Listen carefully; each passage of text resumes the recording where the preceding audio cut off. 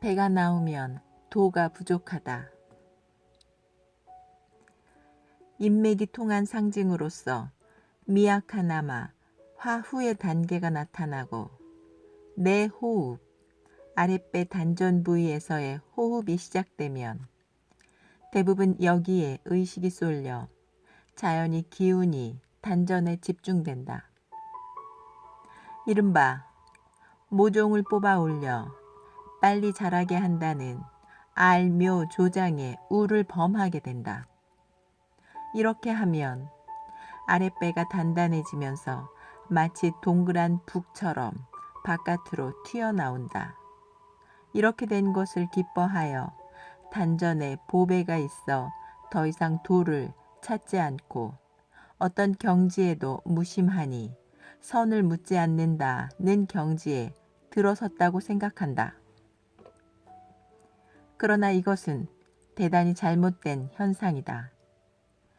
만약 이 상태에서 여전히 단전에만 의식을 집중하면 신장이나 성선, 대장이나 소장 부위에 부작용이 생겨 대맥이 허리 주위에 둘러싼 대맥이 통하기 어렵다.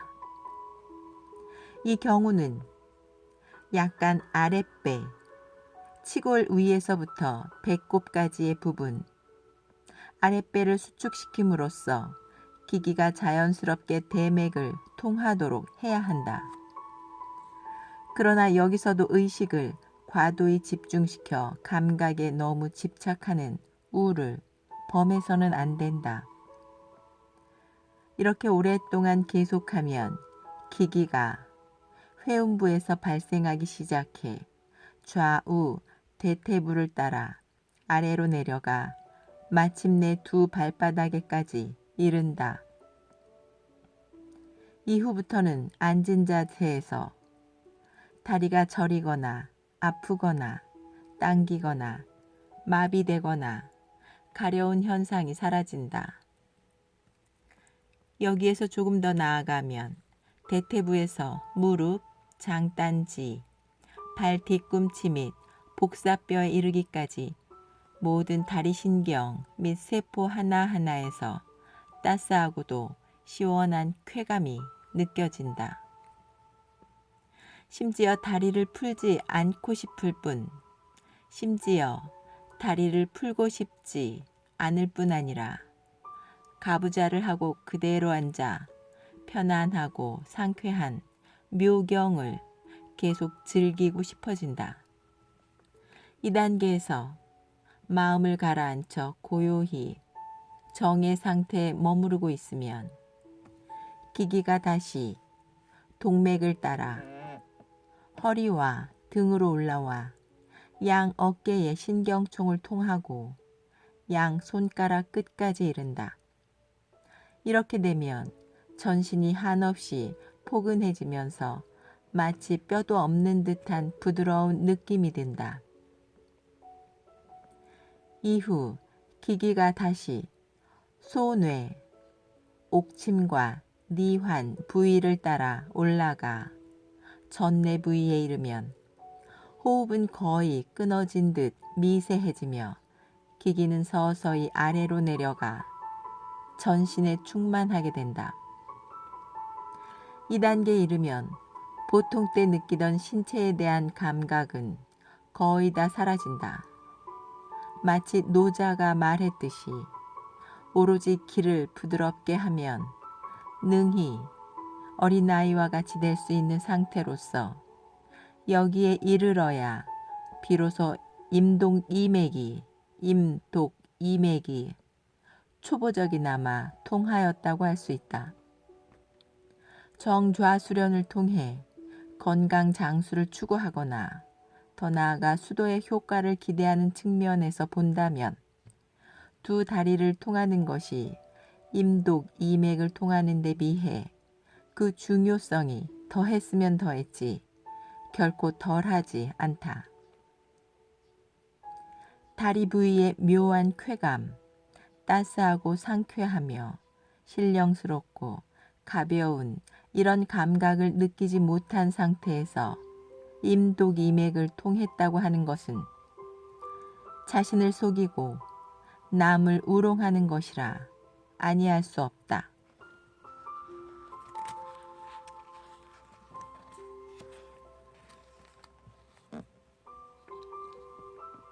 등 뒤의 반응. 설명의 편의를 위해 정좌 과정 중에 나타나는 여러 반응을 세 단계로 나누어 살펴보기로 한다. 이렇게 단계적으로 나눈다고 해서 정좌의 반응이 누구나 이 단계를 따라 나타난다는 것은 결코 아니다. 어떤 경우는 정확히 이 단계를 밟아 차례차례 반응이 나타나겠지만 어떤 경우는 이 차례와 무관하게 여러 반응이 드러날 수 있다.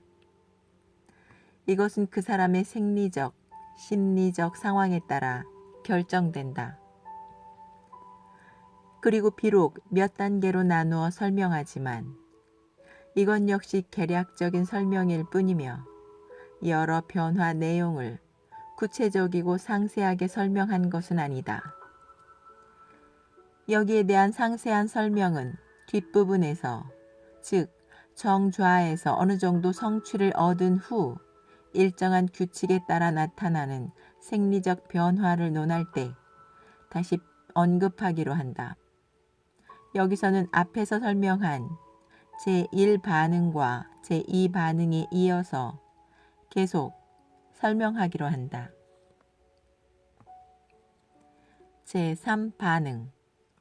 등과 어깨의 반응. 정좌 과정 중에 등 혹은 어깨에 팽창하듯 아프거나 신경이 조여드는 듯한 현상이 나타난다. 그 원인은 여러 가지가 있겠으나 종합하면 크게 두 가지로 묶어볼 수 있다. 하나는 기기가 동맥, 즉 척수 중의 중추신경을 따라 올라가면서 발생하는 필연적인 현상이요. 또 하나는 생리적, 병적 반응이다. 이를 다시 설명해 보면 다음과 같다. 1. 병적 반응. 이것은 신체가 약하거나 병이 있는 경우 혹은 나이가 많은 사람이 정좌 수련을 할 경우 나타나는 현상이다. 여기서 신체가 약하거나 병이 있다는 것은 비단 폐, 위장, 간장, 심장 등의 질환뿐 아니라 몸속에 잠재되어 아직 드러나지 않은 병의 뿌리까지를 포함한다. 이러한 증세를 가진 사람이 수련을 하면 어느 단계에 이르러 등 부위에 내리 누르는 듯한 압박감이 느껴지거나 허리가 나른하고 무력해지는 느낌 또는 쑤시듯 아픈 감각 등이 느껴진다. 심한 경우 등 뒤의 신경이 수축하거나 경련하는 등의 현상도 발생한다. 사람에 따라서는 두 어깨로부터 후내 부위에 이르기까지 응어리가 생겨 견디기 어려울 정도의 고통이 느껴지기도 하며 혹은 등 부위가 팽창하듯이 아파서 등줄기에 온통 땀이 흘러내리기도 한다. 어떤 경우는 차가운 느낌이 들 때도 있고 어떤 경우는 뜨거운 느낌이 들 때도 있다. 이러한 반응이 나타날 때는 이것이 정좌로 생긴 것이 아니라는 점을 반드시 알아야 된다. 정좌는 어디까지나 휴식의 한 형태로서 사람이든 동물이든 휴식으로 인해 병이 생기는 일은 없다. 이러한 현상들은 몸속에 잠복해 있던 병의 뿌리가 서서히 바깥으로 드러나는 징후로서 도리어 기뻐해야 할 일이다. 정좌 수련을 하지 않았더라면 자기 몸속에 이미 병이 잠복해 있다는 사실조차 몰랐을 것이기 때문이다. 더욱이 통증을 느끼면 즉각 신체의 자기 치료 기능이 발휘된다. 이것은 결코 병을 더 악화시키는 것이 아니다.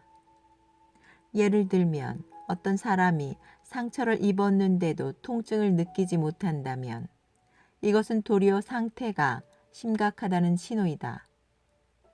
만약 상태가 조금 호전된다면 그때서야 비로소 통증을 느끼기 시작할 것이다. 감기의 경우만 하더라도 균이 내부에 잠복해 있을 때는 아무 증세도 나타나지 않는다. 그러다가 일단 감기 증세가 바깥으로 드러났을 때에는 이미 증세가 비교적 가벼워진 것이라 볼 수 있다. 정주화 과정 중 병적 현상이 나타나면 반드시 의학적 치료를 받고 나서 정주화를 병행해야 한다. 굳은 신념만 견지하고 있다면 이러한 난관들은 차츰 극복되어 보다 높은 단계로 들어갈 수 있다. 2. 기기의 반응. 건강한 경우라면 앞서 말한 제1반응과 제2반응이 나타난 후 자연스럽게 등과 어깨 부위에 팽창하거나 쑤시는 듯한 감각이 느껴진다. 심지어는 어떤 물체나 때로는 어떤 힘이 꿈틀대며 위로 치밀어 오르는 듯한 감각을 느끼기도 한다. 이때가 되면 의식적으로든 무의식적으로든 뭔가 막힌 것이 뚫려야만 편안하고 상쾌해질 것 같다고 느낀다. 이 현상을 단도파에서는 하거가 협척의 관문에 이른 것으로 본다. 즉, 동맥을 통하는 과정인 것이다. 실제로 이 단계는 양기가 환양혈에 도달하기 시작한 단계로서 만약 이때 긴장을 이완시켜 자기 몸까지도 잊어버리는 망신의 경지에 이르지 않는 한 압력은 점점 더 거세진다. 달리 말하면 이런 상황이 나타날 때마다 주의를 등 뒤로 기울이면 자기도 모르게 막힌 기운을 위로 끌어올리게 되는데 이처럼 주의력을 집중하면 할수록 뇌신경 및 위신경은 더욱 긴장되며 심한 경우 심장이 수축하여 통증이 더욱 심해지기도 한다. 도가의 어떤 단법에서는 도인법으로서 이 관문을 통과하려 하며 어떤 단법에서는 의식적으로 기운을 움직이거나 관상으로 하거나 관상으로 하거를 돌리기도 한다. 또 깊고 길고 미약하고 가느다란 호흡, 더러는 36회의 심호흡, 36회의 심호흡, 더러는 81회의 호흡을 대주천 및 소주천의 관념과 결합하기도 한다. 혹은 내공의 운동을 병행하거나 요가의 몸동작을 활용해 이 관문을 통과하려 한다. 이 방법으로 일시적 효과는 거둘 수 있다 하더라도 예를 들면 어떤 물질이 협척을 통과해 위로 옥침에 부딪히는 느낌이 들더라도 이것은 진정한 경지가 아니다. 단지 심리적 효과가 생리적 작용을 일으킨 것일 뿐 기기가 정말로 협척을 통과한 것은 절대 아니다. 만약 흔연히 몸까지도 잊어버린 경지에 도달하거나 혹은 지혜로서 이러한 감각을 떨쳐버리고 오직 고요한 무위의 상태를 유지하며 상황이 무르익기만을 기다린다면 어느 순간 마치 전기에 감전되듯이 대번에 심경이 확 트이고 정신이 비할 데 없이 왕성해지는 경지에 접어들게 된다. 이를테면 평소에는 가슴과 허리가 구부정한 사람이라 하더라도 이때가 되면 저절로 가슴이 활짝 펴지고 허리가 세워져 호흡이 막힘없이 순조롭게 되며 뱃속과 입안이 매우 상쾌해진다. 그러나 이로 인해 정신이 너무 왕성해져 잠이 잘 오지 않는 경우도 있다. 보통 사람의 경우라면 마음이 안정되면 곧 졸음이 오지만 이 단계를 거치면 도리어 잠이 오지 않아 혹은 불면증이 아닌가 걱정할 수도 있다. 이렇게 걱정하다 보면 그럴수록 더욱 두려워지는데 이는 공연한 걱정으로 더 이상 언급할 필요가 없을 것 같다. 제4의 반응. 머리의 반응. 이야기가 머리 부위에 이르면 지금까지 설명했던 다른 부위보다 반응은 한층 더 복잡해진다. 전통의학에서 머리는 모든 양의 으뜸이라고 했듯이 머리는 어떤 부위보다 그 작용이 중요하다. 단도파에 따르면 머리는 후뇌 부위의 옥침과 정수리에 니환을 포괄한 것으로 아주 중요한 부분이다. 현대의학의 관점에서 보아도 이 부위는 소뇌신경, 대뇌신경, 간뇌 및 뇌하수체 등의 조직과 관련된 상당히 복잡한 기관이다. 그뿐 아니라 이 부위는 오관의 신경세포와도 밀접한 관련이 있다. 이 때문에 정좌 수련을 하는 사람 중 2단계에 이르러 종종 심각한 문제 생기기도 한다. 일반인들이 말하는 이른바 주하인마라는 것도 모두 2단계에서 발생하는 문제이다. 여기서는 설명의 편의를 위해 이 부위를 후뇌, 옥침, 전뇌, 간뇌의 세 부분으로 나누어 살펴보기로 한다. 먼저 후뇌의 반응을 살펴보자. 정좌 수련을 하는 과정에서 공에 몰두해 정적을 지키거나 또는 고요히 침묵에 잠겨 깊이 생각하는 사람의 경우라면 단지 심리적으로 어느 정도 안정된 상태를 유지하기만 해도 정좌의 효과가 곧 발생한다. 이 경우에 대해서는 더 이상 검토하지 않는다. 그렇지 않은 사람이라 하더라도 정좌 공부가 오래되면 필연적으로 생리적인 변화가 생긴다. 기기의 반응은 신장, 허리 등을 거치고 나서는 저절로 후뇌 부위로 올라온다. 무형, 무질의 기기가 후뇌 부위에 이르렀을 때, 옥침 부위에 이르렀을 때 흔히 나타나는 반응은 감각과 의식이 점점 흐릿해지면서 조는 듯 마는 듯한 상태가 되는 것이다. 불가의 직관이나 선정의 입장에서 본다면 이 현상은 혼침이라 할 수 있는 것으로 수도의 장애 중 하나이다.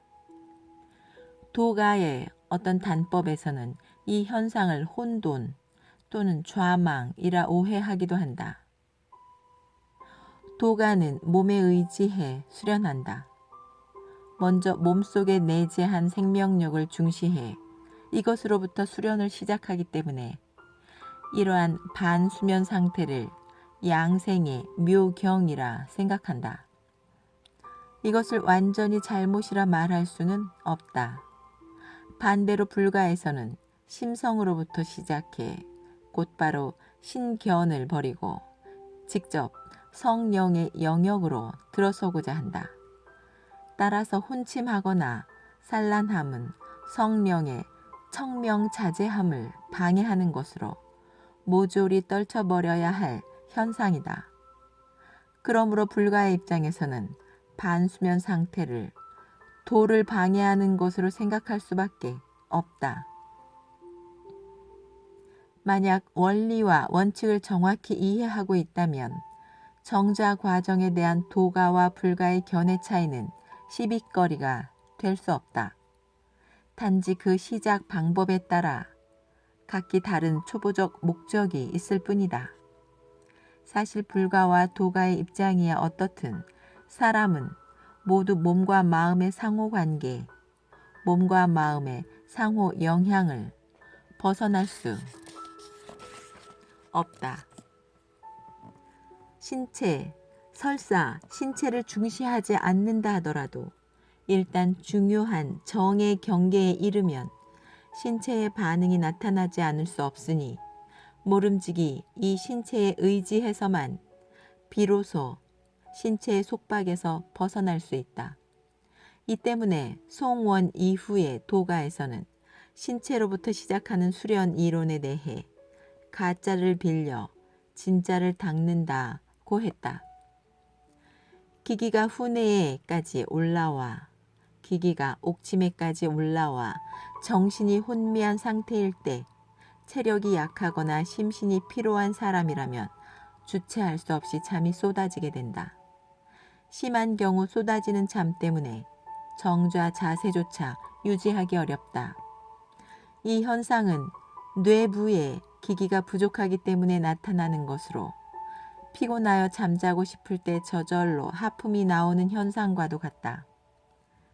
체력이 부족하지 않다면 기기가 후뇌에까지 상승하면서 자는 듯 마는 듯한 상태가 지속되며 이 상태에서 가장 흔히 나타나는 현상은 눈앞이 혼미해지고 어둠 속으로 점점 깊이 빠져들면서 비몽사몽간에 여러 광경을 보는 것이다.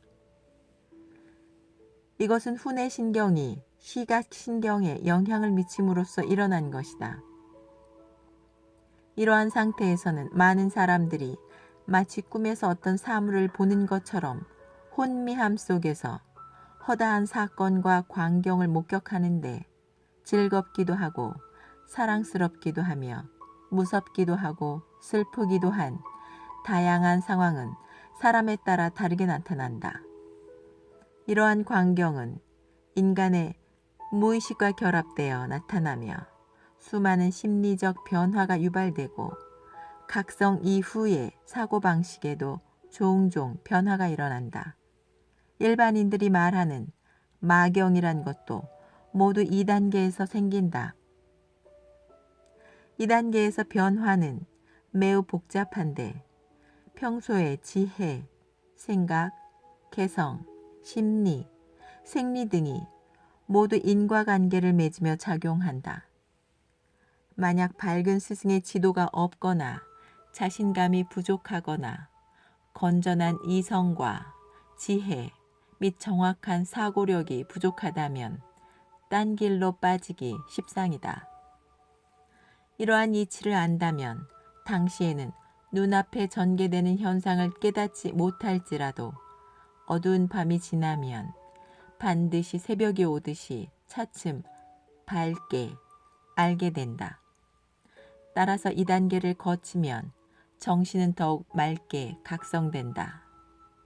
어떤 경우에는 눈앞에 별빛 같은 혹은 잔디불 같은 혹은 구부러진 쇠사슬 같은 빛덩어리가 아른거리며 다양한 색깔의 빛이 보이기도 한다. 이들은 모두 신체 내부의 생리적 건강 상태와 관련이 있는데 2단계에 이르러 비로소 내시의 경계로 접어든 것이다. 그러나 일반인의 경우는 대부분 2단계에 이르면 자연히 자세를 풀고 만다. 혹은 다리가 마비되거나 몸이 흐느적거려 도무지 정좌 자세를 유지하기 어렵다. 신체 내부가 건강하지 않으면 혹 두뇌와 오간에 병의 뿌리가 잠복해 있거나 한의학에서 말하듯 상초에 열이 있거나 소화불량이나 기타 장부에 각종 질병이 있으면 이 때문에 눈알이 충혈되거나 이명, 이색 등과 유사한 병적 증세가 나타난다. 치아에 병이 있다면 이가 아프거나 흔들리는 증세가 나타난다. 감기 기운이 체내에 잠복해 있거나 기타 원인이 있다면 임파선이 붓기도 하고 머리가 아프기도 하며 전후 뇌신경에 통증이 나타나기도 한다. 여기서 반드시 알아두어야 할 것이 있다. 이러한 증세는 정좌로 인해 생긴 것이 아니라 이미 체내에 잠복해 있던 병의 뿌리가 정좌 수련을 함으로써 바깥으로 드러난 현상이라는 점이다. 다시 말하면 정좌 수련을 함으로써 신체 내에 에너지가 활성화되어 자기 치료 활동이 나타난 것이다. 만일 지속적으로 정자 수행을 하면서 한편으로 의학적 치료를 병행한다면 반드시 건강을 회복할 수 있다. 이 때문에 예로부터 돌을 닦는 사람들은 의학에 대해서도 모두 상당한 조회를 갖추었어야 했다.